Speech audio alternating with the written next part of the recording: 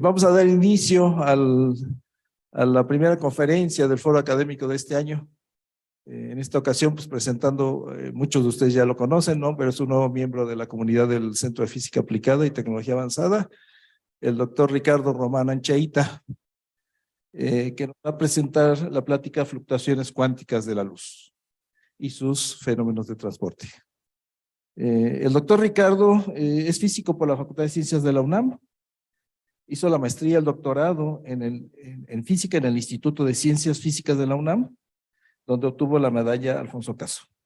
Realizó un postdoctorado en la Koç University en Estambul, Turquía. Lo pronuncio como está escrito aquí en la semblanza que me pasó Ricardo.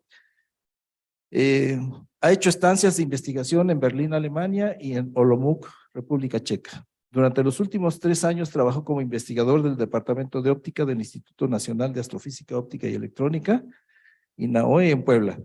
Y desde enero de este año, hace unos ratitos, es miembro ya, es un investigador del Departamento de Nanotecnología de nuestro centro. Es investigador nacional, nivel 1, por sus arbitrajes en revistas científicas. La OIP, que es el organismo editorial del Instituto de Física del Reino Unido, le ha otorgado el estatus de revisor de confianza. Sus intereses de investigación actuales están en la óptica cuántica, en los sistemas cuánticos abiertos y en el transporte y conversión de energía en el régimen cuántico. Lo dejo con Ricardo.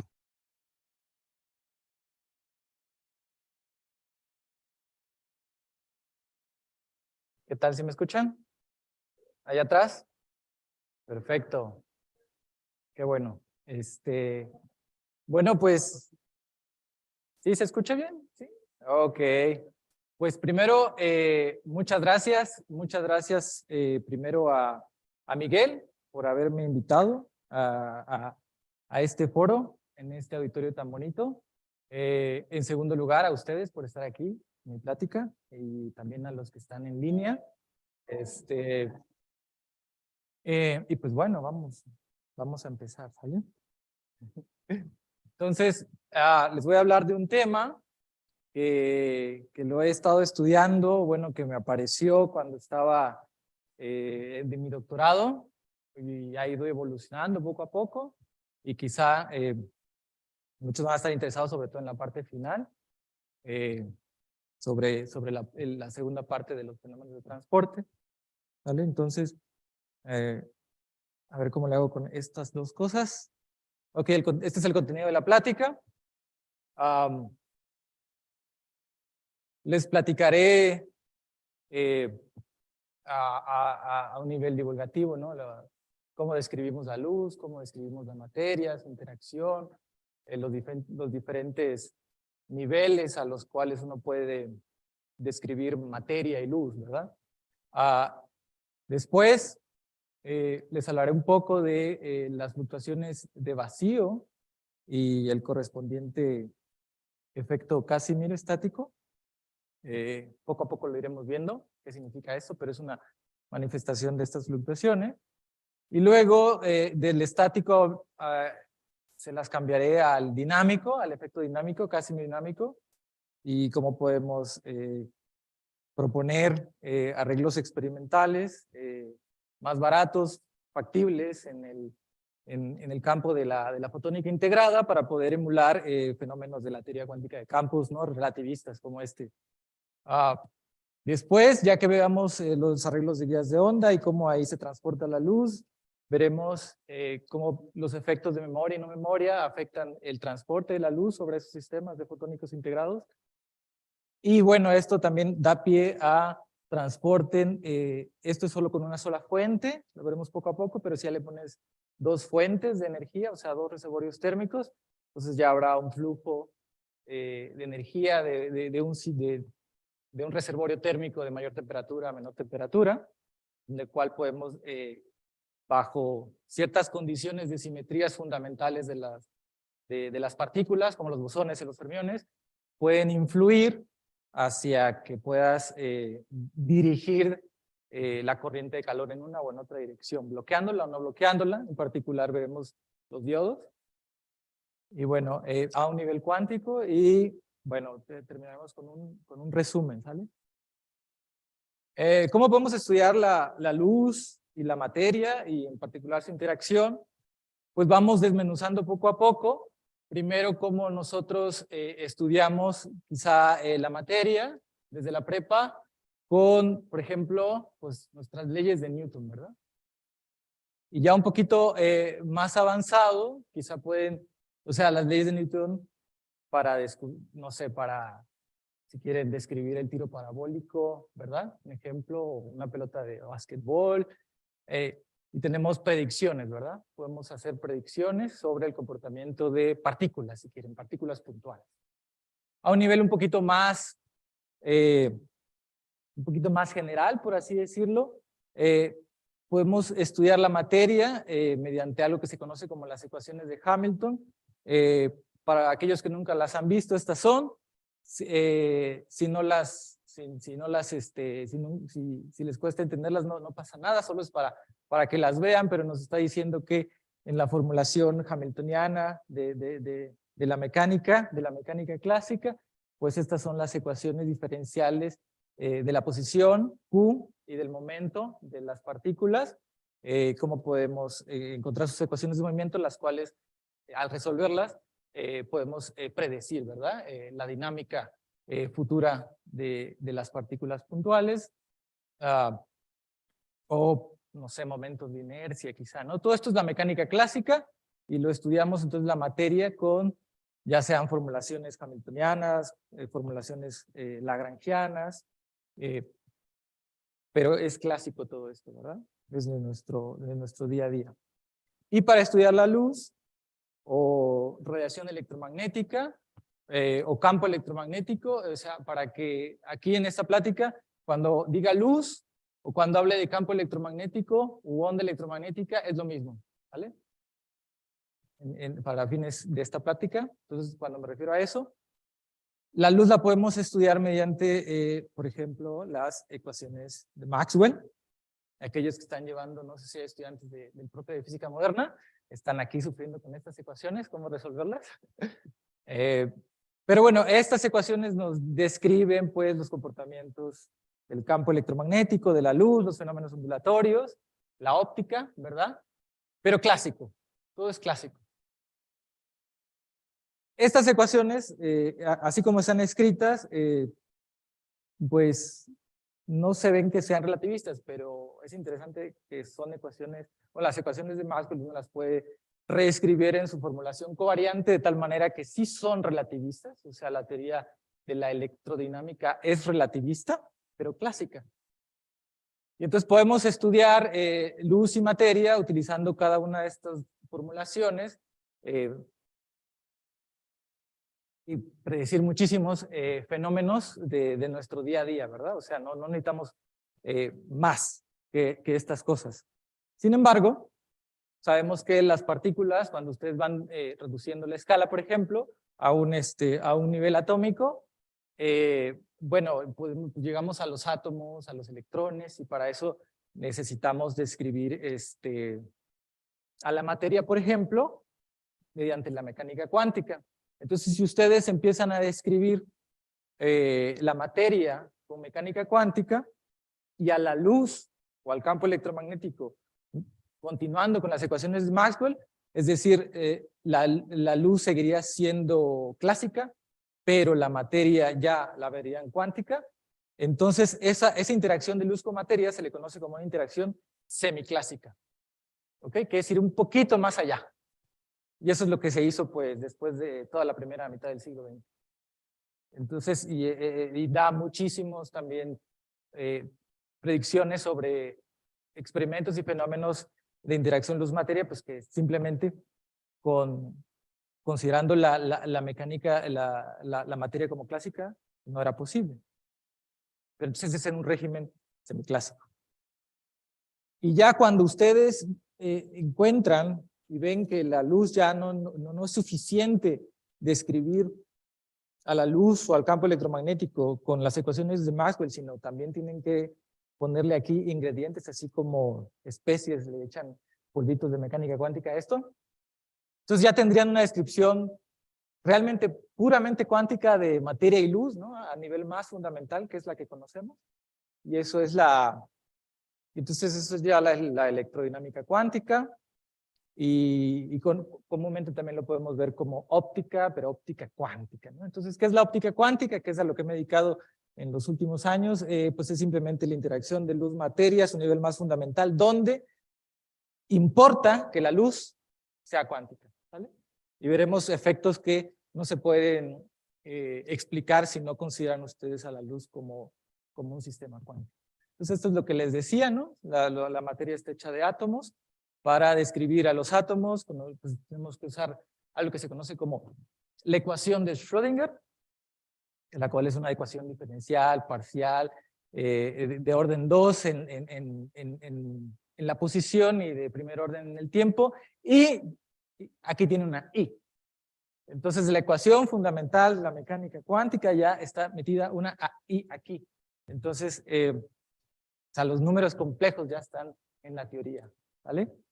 Y entonces cuando ustedes resuelven, por ejemplo, su átomo favorito, por ejemplo, el átomo de hidrógeno, meten en esta ecuación la energía potencial y la energía cinética de su átomo favorito, pues pueden calcular los niveles de energía del átomo en cuestión, que aquí hay una estructura arbitraria que encontré ahí en el internet.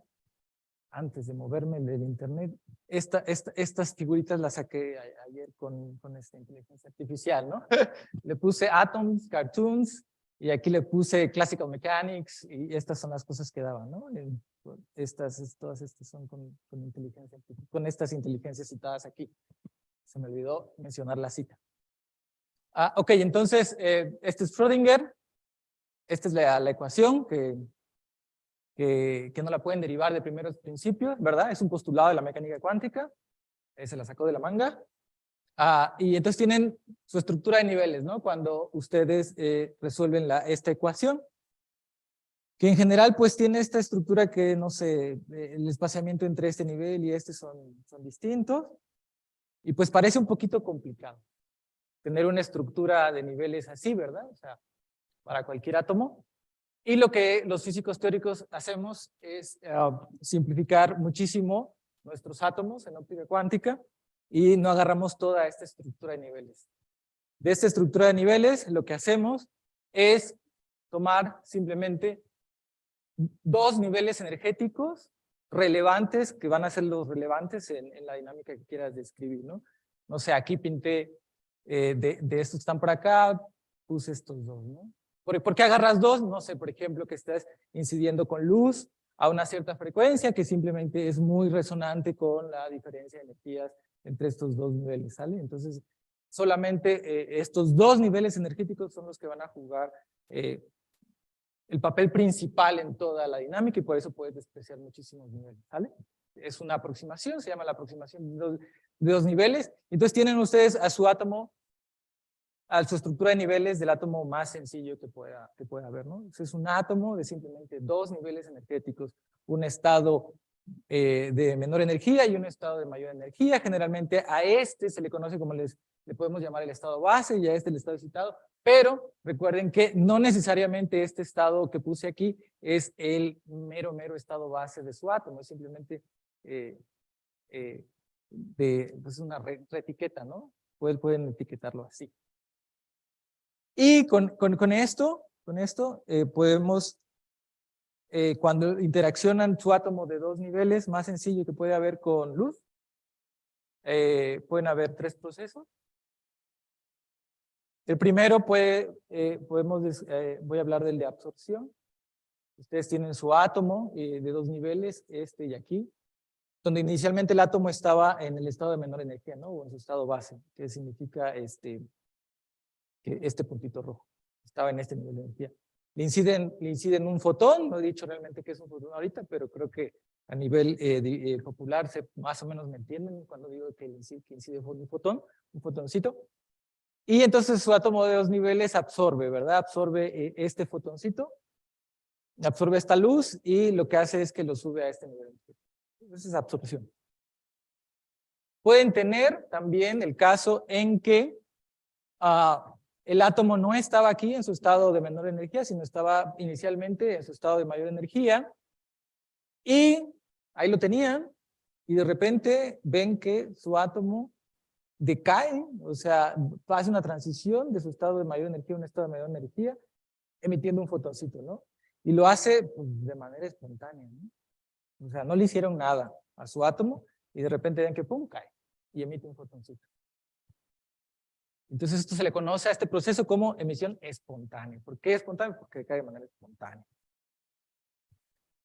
Y el tercer proceso es de que inicialmente ustedes tenían nuevamente a su átomo de 2 niveles en su estado de mayor energía aquí, y llega un fotoncito por ahí, hace que interaccione con su átomo y induce una transición del átomo de mayor, que estaba en el estado energético mayor al menor, y emite un fotón debido a esta transición. Pero al emitir ese fotón que emite, pues como es este que está aquí, por ejemplo, y este es el otro que venía. Entonces, en este proceso, al final terminas con 2 fotones, ¿no? Uno, el que ya venía, y el otro, el que hizo su transición, ¿no?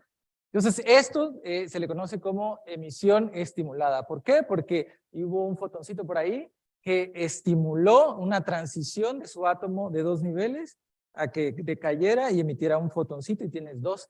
Esto es un proceso, si parece, de amplificación, ¿verdad? Este es el proceso básico, fundamental para el funcionamiento de lo que tengo aquí en mi mano, ¿verdad? De un láser. Y las razones, es decir, qué tanta emisión estimulada y qué tanta emisión espontánea ustedes tienen, por ejemplo, para fuentes de luz natural como el sol, es de 30 y 400, es decir, la mayor parte de la luz que ustedes están viendo proviene del proceso de emisión espontánea, ¿ok? Estas son las razones entre la emisión espontánea y la emisión estimulada en el rango del visible. Este es simplemente una caricatura del espectro electromagnético que va de longitudes de onda mayores a menores. Y aquí está el visible, entonces cerca del rojo tienen 30 veces más emisión espontánea que estimulada, y cerca del azul tienen 400 veces más emisión espontánea que emisión estimulada. Entonces, pues la emisión espontánea, ¿no? Es lo que estamos viendo por ahora. Y nuevamente, regreso al proceso de emisión espontánea. Y la pregunta es, si yo tenía inicialmente aquí a mi átomo, ¿por qué decayó? Porque si ustedes resuelven la ecuación de Schrödinger y encuentran los niveles energéticos, eso es, se le conocen a esos estados, esos niveles energéticos, como estados estacionarios. Estacionarios porque pues, si dejan ahí el sistema, ahí se quedan. Eso es lo que predice la ecuación de Schrödinger cuando ustedes la resuelven. ¿Ok? Entonces, no hay razón por la cual decaiga este átomo. Si nada más estamos con la ecuación de Schrödinger. ¿Ok? No, o sea, no lo predice. Porque pues ahí se queda.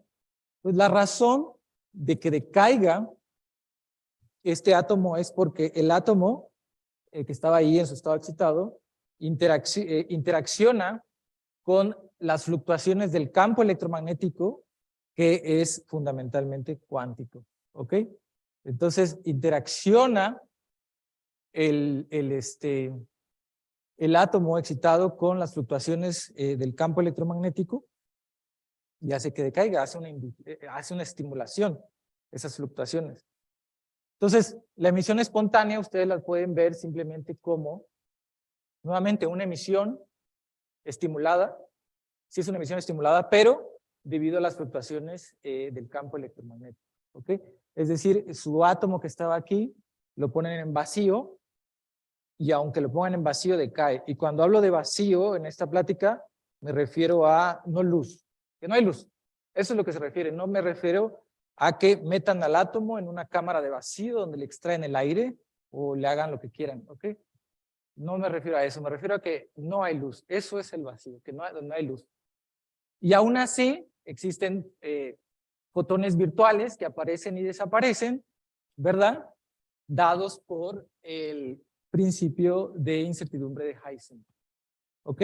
Y aparecen en este tiempo. Es decir, ustedes tienen la mecánica cuántica, el principio de incertidumbre nos dice que no podemos determinar con absoluta precisión de manera simultánea, eso es lo importante, posición y momento, es decir, dos variables canónicamente conjugadas. Entonces, la posición y el momento, en la formulación hamiltoniana, se le tiene el nombrecito fancy de variables canónicamente conjugadas, así como, por ejemplo, si ustedes resuelven el cuerpo rígido, tienen el momento angular y el ángulo de rotación. Entonces, el momento angular y el ángulo de rotación son variables canónicamente conjugadas que satisfacen en mecánica cuántica este principio de incertidumbre, y también la energía y el tiempo juegan el papel de variables canónicamente conjugadas. ¿Ok? Y entonces tenemos que el campo electromagnético es fundamentalmente cuántico y satisface esto. Entonces, esa aparición y desaparición de fotones, si no sabían, la antipartícula del fotón es el mismo fotón. ¿Ok? Entonces, da lugar a la emisión espontánea. ¿Ok? Otra consecuencia del principio de incertidumbre para el campo electromagnético es que existe algo que se conoce como el efecto Casimir estático, que es de lo que vamos a estar hablando un buen rato. Entonces, el efecto Casimir estático es un poquito sencillo de entender. Es simplemente ustedes tienen un par de placas paralelas, estas que están aquí, conductores, las ponen muy cerquita, no pegadas, muy cerquita, en vacío. ¿Ok? Entonces, en vacío me refiero a que no hay luz. Las ponen en el vacío. Entonces no hay luz. Sin embargo, tenemos fluctuaciones, tenemos fotoncitos que aparecen y desaparecen por ahí.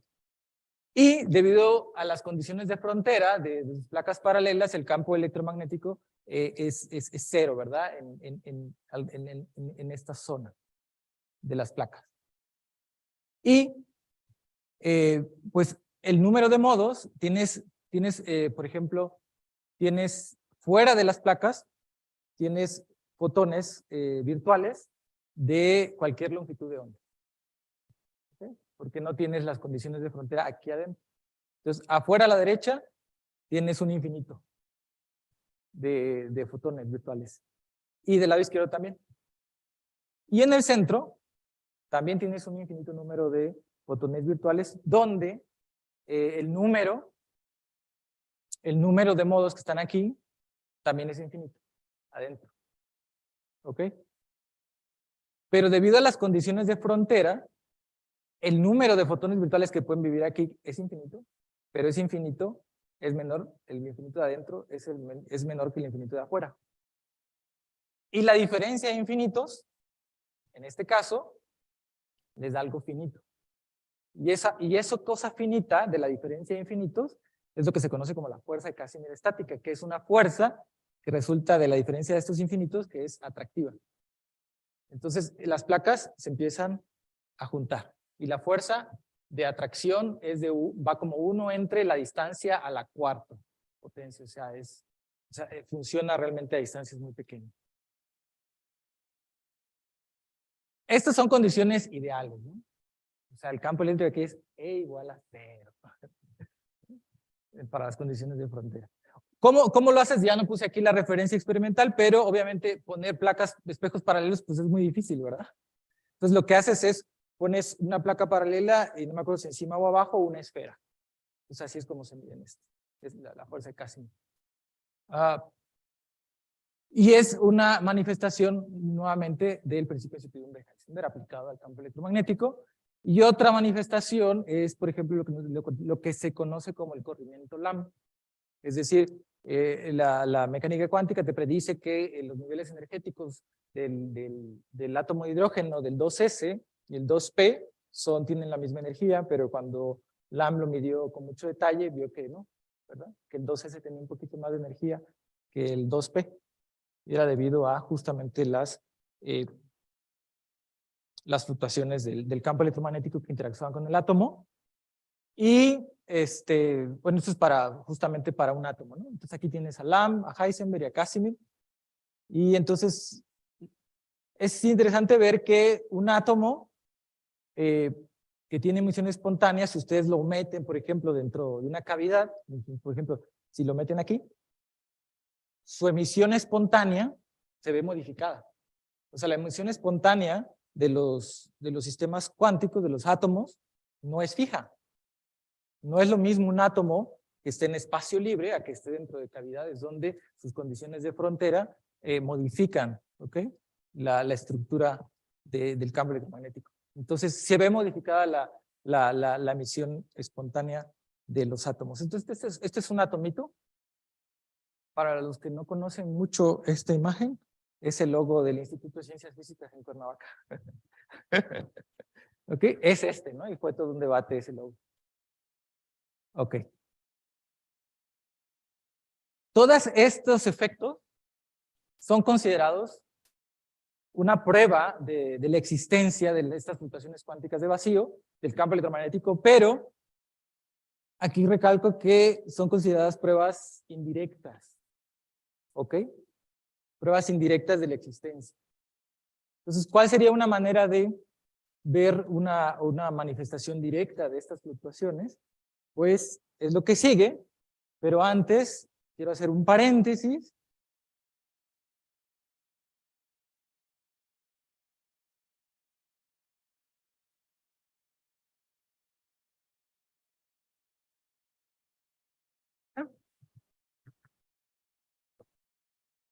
Voy a hablar un poquito más fuerte.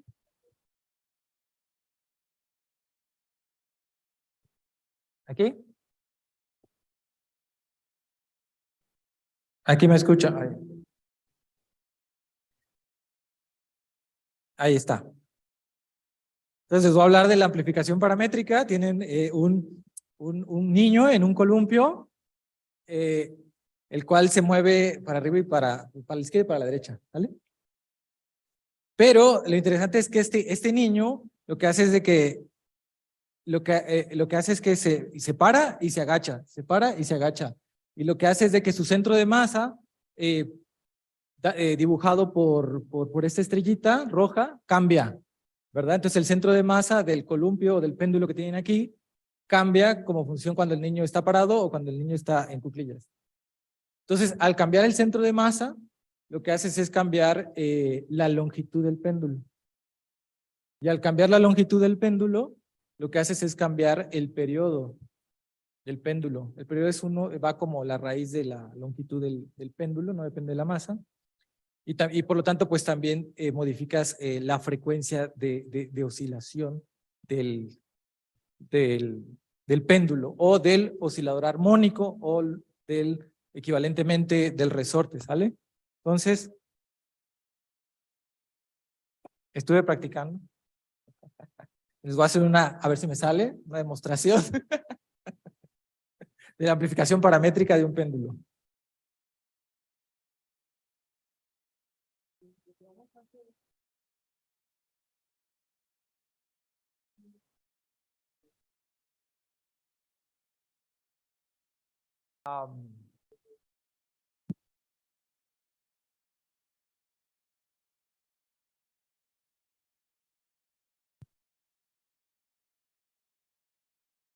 Es que es esto que dices.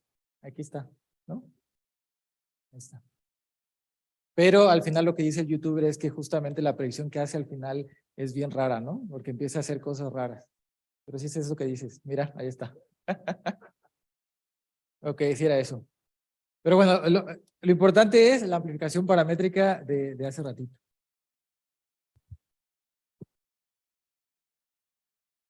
Pero para que suceda esto,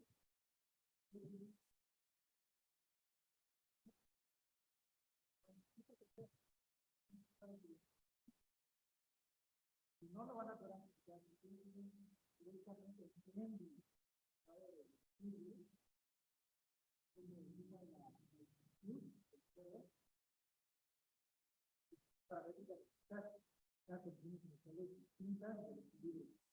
Y tal cual, nunca van a poder hacer aquí sin aire, para que tengan aire, que hagan empuje, poco a su péndulo, y digan los capilares, ¿verdad? Y de donde está en el vacío, aquí sin aire, nunca van a poder aplicar.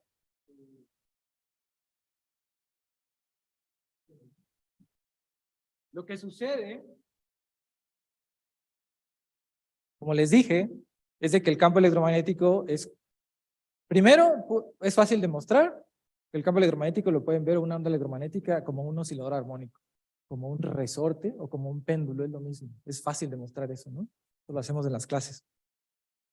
Y ese péndulo, que es el campo electromagnético, como es cuántico, en su estado de equilibrio o en su estado base, pues ese sí tiene fluctuaciones, debido al principio de incertidumbre de Heisenberg.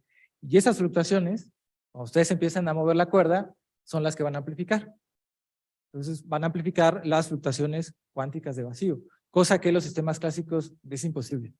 Entonces los sistemas clásicos pueden tener fluctuaciones en cualquier nivel energético, pero en su estado base, en su estado de equilibrio, las fluctuaciones son cero.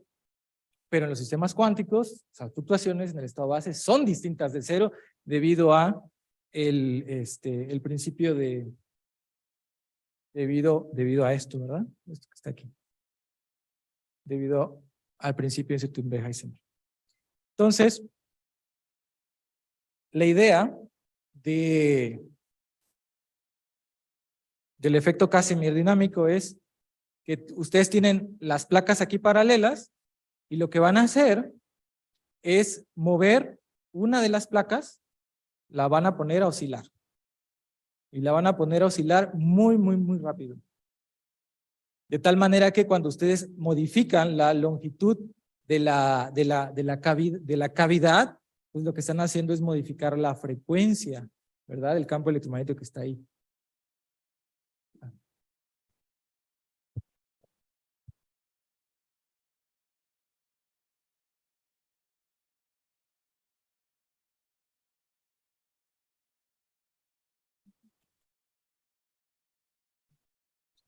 ¿Ya?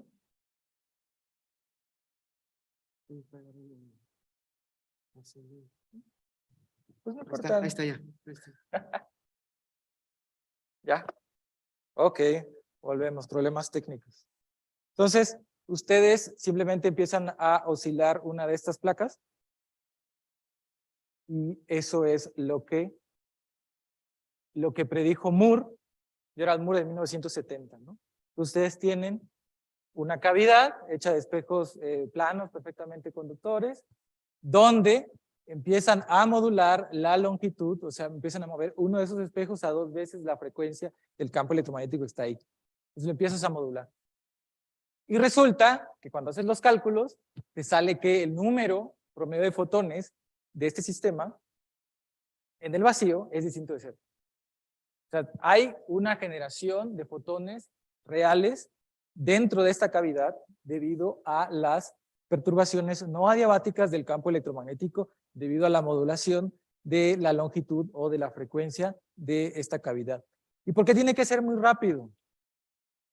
Tiene que ser a velocidades de algunos % de la velocidad de la luz. Es decir, tienes que hacerlo rápido de tal manera que el campo electromagnético no le dé tiempo de adaptarse a la condición de frontera. ¿Ok? Entonces tiene que ser muy rápido. Entonces, esto lo predijo Moore en 1970 en un sistema como el de Casimir, ¿no? De placas paralelas. En el 76 puedes hacer la misma predicción de fotones de vacío, o sea que los generas simplemente utilizando una condición de frontera. En vez de las dos, solo agárrate con el espejo que, por ejemplo, de la derecha, ¿no? Entonces puedes demostrar que también tienes un flujo aquí de fotones, ¿no? Aquí están las fluctuaciones de base y aquí están la generación de los pares de fotones que tienen. Y muchas décadas después se observó de manera experimental justamente la generación de fotones de vacío o el efecto Casimir dinámico en un arreglo de circuitos cuánticos superconductores, ¿no? Ahorita les digo que es un circuito cuántico superconductor. Pero es un circuito que no es un espejo con masa, porque ya se imaginarán mover un espejo masivo a velocidades que son unos % de la velocidad de la luz, ¿no? Entonces es dificilísimo. Entonces tuvieron que usar pues otra técnica en la cual simplemente es una guía de onda coplanar aquí, terminada con le llaman SQUID, que es un dispositivo cuántico, Superconducting Quantum Interference Device, un dispositivo de interferencia cuántica. ¿Ok? En la arquitectura de los circuitos cuánticos superconductores, un circuito cuántico superconductor conceptualmente es muy sencillo, es el circuito que nosotros vemos, un circuito eléctrico, tal cual, con capacitores, con inductores no lineales, si quieren, el cual lo que hacen es que lo hacen muy chiquito, obviamente no a nivel atómico, pero a nivel mesoscópico, muy chiquito, y lo enfrían. Y al enfriarlo, se van a manifestar en ese circuito propiedades cuánticas. En particular, por ejemplo, un circuito eléctrico LC, con una inductancia y una capacitancia, pues ustedes tienen que la energía de ese circuito, energéticamente eso es un resorte, eso es un oscilador armónico, la energía va del capacitor al inductor, del inductor al capacitor, entonces va y viene la energía, ¿verdad? Entonces, ¿con qué frecuencia? Como 1 entre la raíz de LC. Entonces es un oscilador armónico tal que cuando lo enfrían, pues tiene sus niveles discretos de energía. Entonces lo que hicieron aquí fue utilizar este tipo de arquitecturas para modelar de manera efectiva la condición de frontera a través de campos magnéticos, condiciones de frontera tal que de forma efectiva generas un espejo sin masa y que sí lo puedes realmente modular a frecuencias muy, muy altas. Entonces esto, lo que predijo fue este primer ejemplo, es decir, donde solo tienes una condición de frontera. Posteriormente, este fue en el 2011, y en el mero 2011 en el archive estuvo este artículo, pero tardó en referirse y salió hasta el 2013. Y entonces esto también es la demostración, pero del de arriba, ¿ok? Donde aquí lo que hacen es que tienes un metamaterial hecho de estos circuitos cuánticos superconductores, donde estos X son uniones de Josephson, que simplemente para fines prácticos son inductores no lineales. Y lo que haces es emular un índice de refracción efectivo que lo puedes variar muy, muy rápidamente, y lo cual se puede traducir en una variación de la longitud efectiva de la cavidad, ¿no? Entonces estos fueron los experimentos del 2011 y el 2013, donde se demuestra experimentalmente muchas décadas después este efecto que les estaba platicando. ¿Y qué aplicaciones tiene? Pues la gente propone usar el efecto Casimir para poder entrelazar átomos artificiales entre dos cavidades, o si ustedes en vez de modular el campo electromagnético modulan, por ejemplo, una cadena de iones que está aquí, y modulan de manera efectiva la longitud de la cadena de iones, lo que haces es generar, pero en vez de fotones, generas fonones, ¿verdad? Que son las vibraciones cuantizadas de los sólidos. Entonces, y una conexión muy bonita que me gusta es de que tú puedes agarrar ciertas trayectorias del espejo, tal que la radiación emitida de Casimir sea igual a la radiación de Hawking, ¿sí? Que predijo en el 74. Para aquellos que no conocen la radiación de Hawking, es simplemente el uso de teoría cuántica de campos en espacios curvos, y lo único que imagínense es que tienen fluctuaciones, o sea, creación y aniquilación de partículas fuera del horizonte de eventos y dentro del horizonte de eventos. Entonces, tienes fuera del horizonte de eventos, pues se crean y se destruyen aquí. Dentro también se crean y se destruyen. Pero, si estás cerca del horizonte de eventos, por aquí, por ejemplo, o aquí, hay la probabilidad de que en esa creación y destrucción de partículas, una de ellas cruce el horizonte de eventos y la otra pues ya no cruzó. Entonces ya no tiene con qué aniquilarse su otra partícula.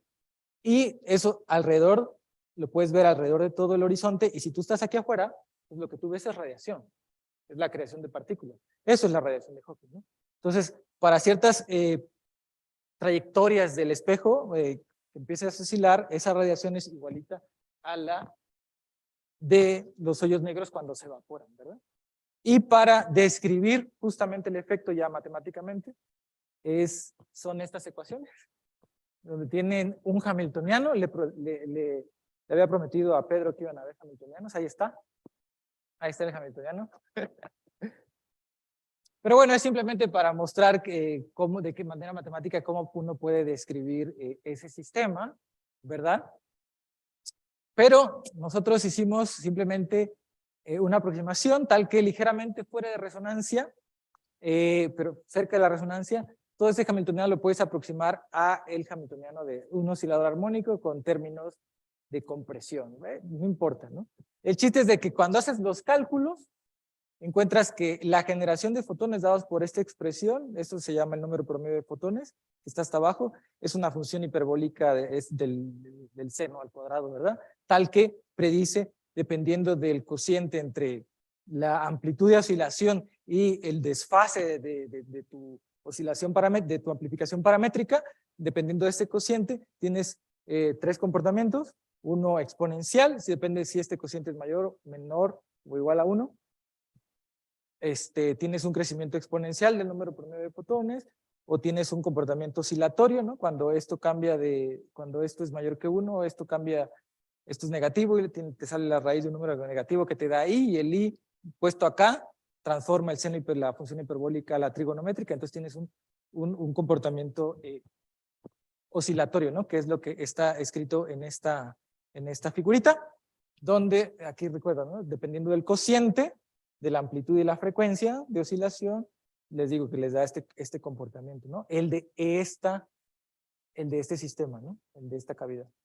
Entonces, pues lo que se me ocurrió en aquella época era, ok, yo tengo un sistema que está un poquito complicado de hacer experimentalmente, entonces lo que hicimos fue, se me ocurrió utilizar estos arreglos de guías de onda, donde se podían mapear justamente estas ecuaciones que están aquí, las ecuaciones que son las amplitudes de probabilidad del sistema, las puedes mapear a un sistema de arreglos de guías de ondas acopladas, ¿no? En fotónica integrada, donde tú las construyes un poquito pegadas, bastante pegaditas, en vidrio, tal que la luz cuando la metes por acá se va acoplando y la dinámica de la luz que se propaga a través de estos arreglos de guías de ondas es exactamente la misma que la que te da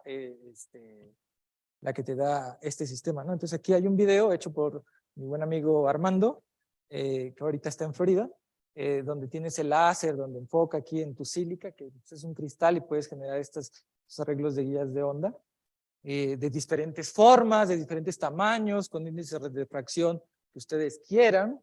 Están del orden de micras, la separación entre las guías de onda. Puedes hacer divisores de haces, etc., etc., ¿no? Entonces, todo esto es un campo de fotónica integrada donde puedes modelar muchos sistemas, por ejemplo, de sólidos, porque los hamiltonianos que trabajan acá le llaman de amarre fuerte o tie binding, que es de sólidos, ¿sale? Y bueno, aquí simplemente en esto los autores, bueno, simplemente dicen cuáles son las ecuaciones de movimiento de las amplitudes del campo. Ay, ya no tiene luces.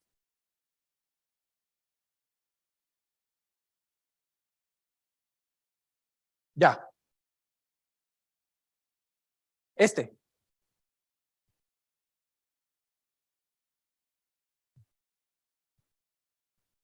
Sí, sí. Sí, cómo no. El que propusimos aquí, porque todo fue con datos experimentales, la propuesta. Es de el dispositivo es como de ese tamaño más o menos, un centímetro. ¿Cuántos son? Y están muy cerquitas, del orden de unas micras, 2, 3 micras. Y la longitud era por ahí del rojo, no me acuerdo, está en el artículo, creo. Sí, sí, creo que sí estaba en el visible. No me acuerdo. Sí, pero depende justo la longitud de onda. Entonces, por ejemplo, aquí hay unas imágenes experimentales de ese trabajo. Este es el donde lo proponen, donde inyectas la luz, por ejemplo, por aquí arriba y se va propagando.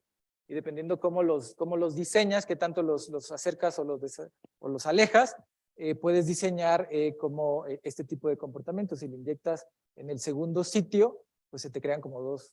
Este es a la salida, ¿no? A la salida se propaga la luz y aquí pones una CCD y ves la intensidad de la luz. Entonces, lo que está aquí abajo simplemente es la intensidad de la luz. ¿Ok?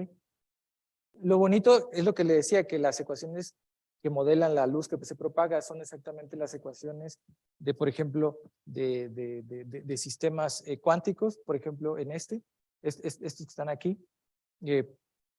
Estas son las amplitudes, las distribuciones de probabilidad de estados cuánticos de la luz. Aquí tienes el primer estado, que es esta gaussianita que se ve aquí. El segundo es este que está aquí, ¿no? Entonces se llaman analogías clásico-cuánticas del sistema. Ok, ya casi se me acaba el tiempo.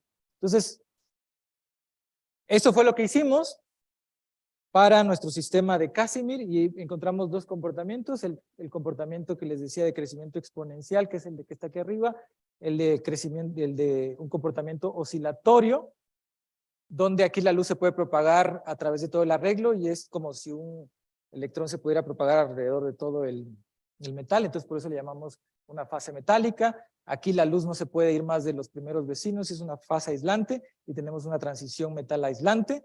Y propusimos meter ruido para poder deslocalizar la luz que estaba aquí. Y entonces esta es la gráfica, una de las gráficas finales donde nos dice que la generación de fotones, como función del ruido, hay un régimen de parámetros el cual te ayuda, ¿no? Entonces donde el ruido que le metes en la construcción de las vías te ayuda a poder generar pues más fotones o a deslocalizar más la luz a través de esos arreglos. Eso lo seguimos usando para, por ejemplo, en el 2021, no me acuerdo. Es algo similar, solo que aquí utilizamos efectos de memoria, en lo cual los entornos en los cuales están embebidos los sistemas interaccionan con el entorno, ya no son aislados, y dependiendo de si el entorno tiene o no tiene memoria, en la literatura le dicen como markoviano que no tiene memoria, y no markoviano como que sí tiene memoria, o básicamente en la jerga de ruido es ruido coloreado, y el markoviano sería ruido blanco, por ejemplo. Ok, entonces aquí vimos que dependiendo de la markovianidad o no markovianidad en el transporte, el no markoviano te ayuda para un régimen de parámetros muchísimo más amplio para poder transportar la luz. Aquí tenemos otro ejemplo donde tenemos nuevamente la generación de fotones en esta cavidad tal que sale de la cavidad, le pusimos pérdidas y calculamos cuál es la correlación, o esto que se llama la función de correlación de segundo orden, de los fotones que salen de la cavidad, pero que fueron generados debido a este efecto, ¿no? Entonces, esta gráfica lo único que les dice es de que los fotones están bien, los fotones que salen no salen de uno por uno, sino salen amontonados. O sea, se crean mínimo en pares, que es lo que predice la teoría, ¿no? Eso es lo que dice básicamente que esta gráfica que sea mayor que uno. La misma idea de utilizar el ruido para poder transportar mejor la energía a través de sistemas de sitios, pues aquí se usó para un sistema, ¿qué le llaman? Fenamati-Boson complejo, que tienes el más sencillo, un modelo de 3 sitios donde tienes una captación de la excitación inicial y pasa a través de estos sitios y llega aquí a un centro de reacción, ¿no? Para que hagas, no sé, química, ¿no? Yo no soy nada experto en esto. Pero lo importante es de que con el ruido podemos asistir la generación de las correlaciones generadas a través de esos sitios, ¿no? Entonces tú puedes imaginar a este sistema también como una fuente y un sumidero, donde el sumidero podía estar a temperatura T igual a 0, lo cual nos inspiró para ya poder estudiar realmente sistemas que están a temperaturas distintas de 0, calientes y fríos, y cómo pasa un flujo energético de la izquierda a la derecha a través de sistemas individuales, y dependiendo de la simetría del sistema que tú tengas aquí, puedes manipular cómo va la corriente de calor en este sistema, ¿no? Si es un bosón, si es un fermión, dado por las relaciones de conmutación que tenemos aquí.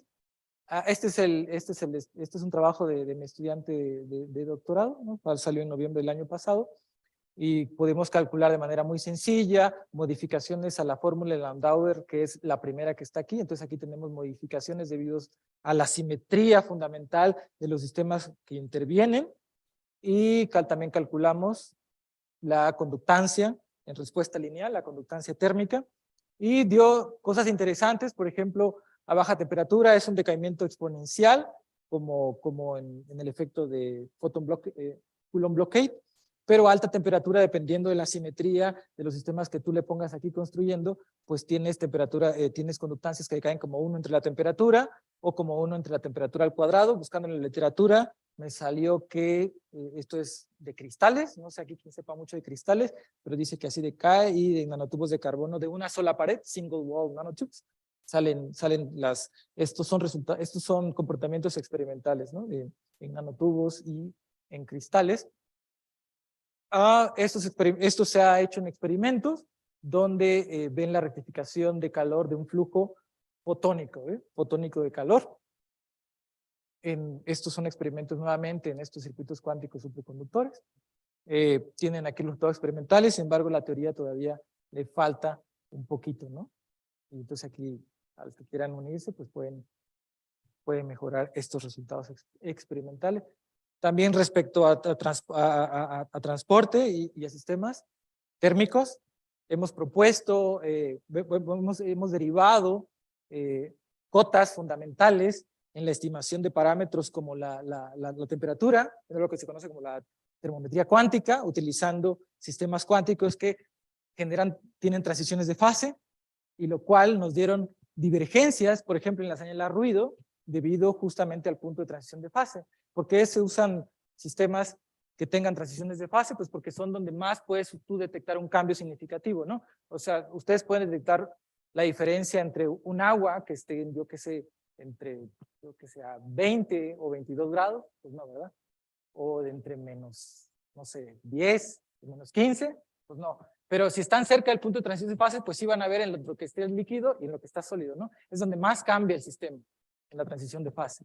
Entonces eso lo usamos justamente para estimar la temperatura, las cotas en la estimación de la temperatura, y aquí están las transiciones de fase del diagrama de niveles del sistema, que pasa de continuo a discreto, y pues ahí está un resumen, básicamente, de lo que se trató la charla.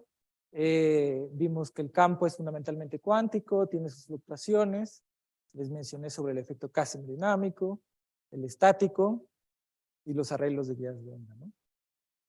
Podemos estudiar los diodos térmicos a un nivel de simetría, a un nivel fundamental, de simetrías fundamentales, y queda por estudiar cómo son esas corrientes de calor en sistemas que están acoplados ultra fuertemente y las condiciones necesarias para poder obtener transistores térmicos, ¿no? O sea, aquí la idea general, ya más al final, es hacer caloritrónica, ¿no? Entonces, la extensión de la electrónica, o sea, la manipulación de las corrientes de calor, lo cual no es nada trivial. En electrónica, ustedes pueden manipular a los portadores que tienen carga con campos electromagnéticos, pero con calor, pues los portadores como los fotones o los fonones no tienen carga. Entonces no puedes usar lo que sabes de electrónica para poder manipular las corrientes, ¿no? Entonces pues hay que empezar un poquito distinto para poder diseñar dispositivos en caloritrónica, ¿no? Y eso sería todo. Muchas gracias.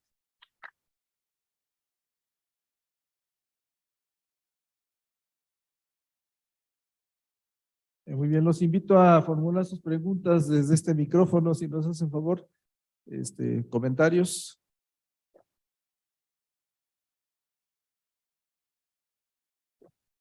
Adelante, Mario. Vale.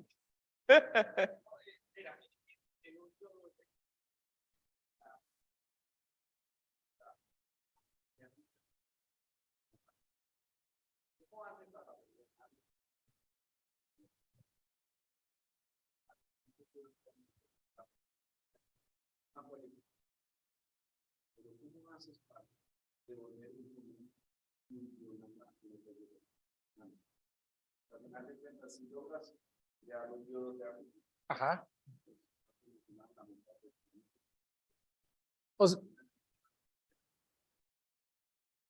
Ya, no sé si la verdad no sé si lo analicé desde el punto de vista de devolverlo, ¿ok? No sé si lo analicé. Bueno, a ver, aquí, si tú acoplas el sistema central que está aquí, que da igual que sea, ¿ok? De manera, por ejemplo, simétrica, es decir, que este GL es igual que este GR, Entonces tú tienes tu flujo que va de izquierda a derecha y tiene una cierta magnitud, 5, vamos a inventar, ¿ok? Si ahora tú cambias la temperatura y este es el T hot, o sea, el caliente, y este es el frío, obviamente el flujo va a ir de la derecha a la izquierda. Aquí la pregunta es, ¿qué valor tiene ese flujo de calor? ¿5? ¿6? ¿3? Generalmente, con simetría, es decir, si está acoplado igual izquierda y derecha, va a ser 5. ¿Ok? Va a ser igual, en magnitud. Pero las personas anteriores a estos trabajos, lo que hacías es, ok, acoplo, por ejemplo, más fuerte hacia el caliente. Y se ve aquí, ¿no? Una flecha más grandota. Si tú la acoplas más fuertemente, cuando haces el intercambio de las temperaturas, la corriente que va de la derecha a la izquierda ya no es 5, es 0.1, muy poquito.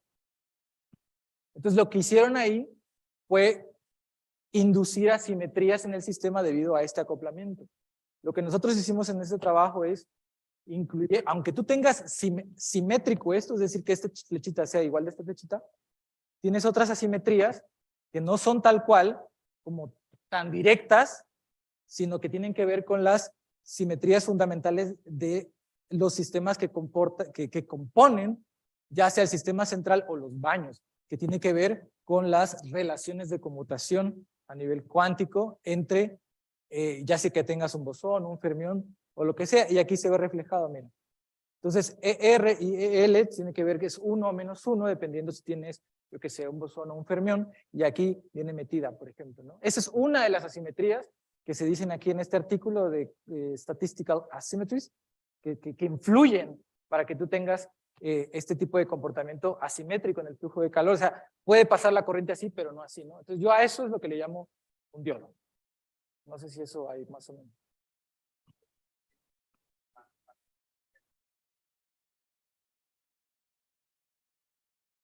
O la delta T, ¿no? Ok.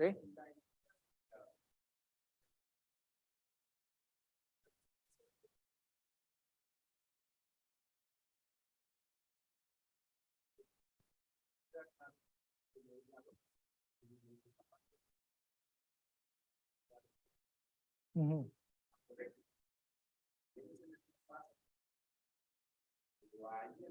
Ah.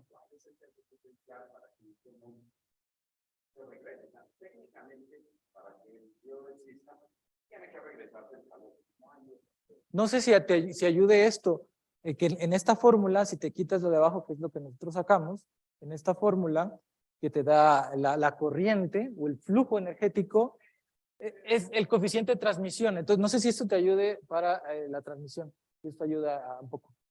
Este T es el que sale, que pones aquí, en la fórmula de Landau, tal que la conducción es un fenómeno de transmisión, ¿no? Por eso hay una T aquí, el coeficiente de transmisión. Sí, perdón, si el tema es controversial, creo que es mejor dejarlo para afuera. Sí, porque sí, queremos ver si hay la oportunidad para alguien más de hacer alguna pregunta en relación con lo. Perdón. ¿Alguien más? Bueno.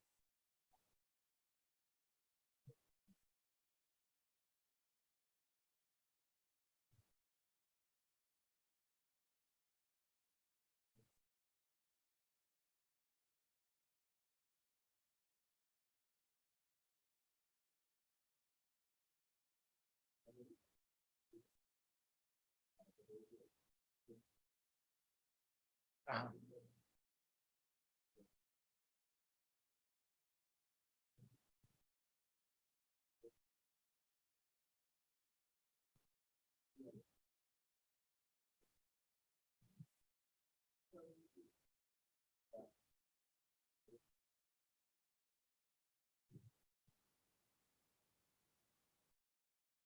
O sea, las primeras, o sea, mencionaste una demostración más que, ¿cuál la que tú usaste? ¿Una demostración más que? Sólida, ajá, sí, las primeras demostraciones ya tienen muchísimo tiempo y es, no sé cómo, voy a mentir, unos 50 años, 40 años, 30. Nadie se las creía, ¿no? Y decían que había existido, y ya por ahí del 97 con la Morose, algo así, ya fue muy cuantitativa la medición de la fuerza de Casimir. Eso sí, y te digo que se hizo con una placa paralela y una esfera metálica, ¿no? Porque repito, poner cosas metálicas es muy difícil. Pero en otros sistemas, pues no sé, claro que sí, seguro influye, ¿no? También influye en cómo las lagartijas, ¿no? Trepan la pared, ¿no? Las cosas de Casimir tiene que ver con eso. Pero no sé más de eso, la verdad. Te la debo. Yo tengo una. Adelante. Oye, las fluctuaciones del campo electromagnético dependen de la densidad de la materia, nos está haciendo los experimentos, y podría pensar, digamos, en el ámbito terrestre o incluso en el ámbito interestelar o en el lejano, digamos, espacio, ¿no? El espacio lejano. La densidad. No sé, respecto a cosas cosmológicas, sí sé que mucha gente quiere meter condiciones de frontera en el universo hasta el final como para mantenerlo, ¿no? Para que se mantenga en vez de que se expanda, no me acuerdo. Es lo que he visto que usan. Pero eso es para las cosas cosmológicas. Pero, ¿me puedes repetir tu pregunta? Era si depende. Si la intensidad, digamos, de las fluctuaciones del campo electromagnético, por ejemplo, son las que determinan en un momento dado las tasas de emisión, digamos, en el caso de la emisión espontánea. Entonces, si dependiera de la densidad en la cercanía de donde tienes tu sistema, pues entonces estarías observando variaciones en esta intensidad, ¿no?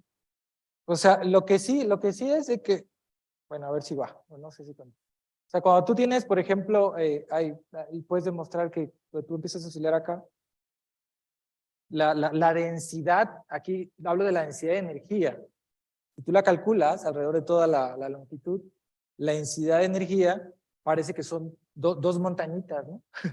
Dos montañitas que como función del tiempo se van propagando, contrapropagando, van haciendo esto, la densidad de energía. Y en cada rebote, lo que haces es poder amplificar la fuerza de Casimir. Pero eso es en la densidad de energía.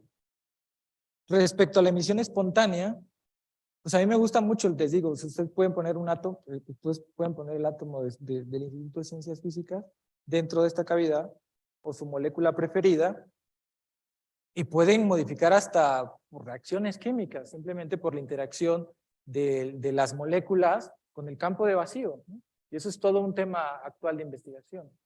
Y es que, por ejemplo, ¿por qué se modifica? Si tú tienes un átomo excitado y lo metes aquí,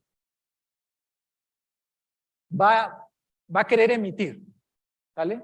Pero si el fotón que quiere emitir no coincide con la cavidad, es decir, con la caja de zapatos, pues entonces se va a modificar, ¿no? Pues no va a poder, va a tardar más en emitir, por ejemplo, ¿no? Porque no va a coincidir el tamaño del fotón que quiere ser emitido con lo que puede vivir ahí. Entonces, por eso puedes modificar la emisión espontánea y lo que quieras después. No sé, yo te contesté un poco lo que preguntaste. ¿Alguna pregunta más? ¿Comentario? Si no, pues le agradecemos a Ricardo. Muchísimas gracias por tu interesante presentación.